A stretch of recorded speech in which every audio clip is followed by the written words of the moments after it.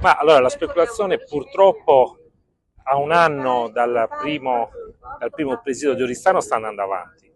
Nonostante i proclami della Presidente, nonostante la propaganda elettorale continua, la speculazione va avanti. Il TAR ha sospeso un provvedimento di diniego proprio sulla base di una considerazione semplice che noi avevamo fatto fin da subito, cioè che la legge 20 è palesemente incostituzionale perché non esercita alcuna competenza esclusiva riconosciuta dal nostro statuto.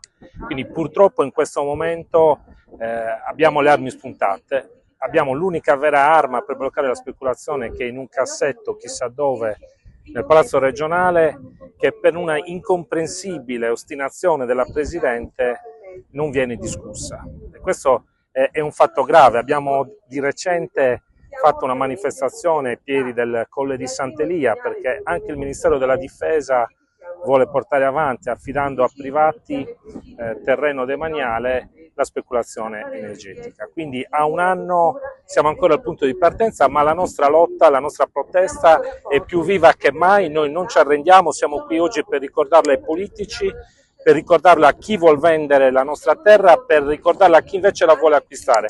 Noi non ci stiamo e andremo avanti fin tanto che non vinceremo questa battaglia.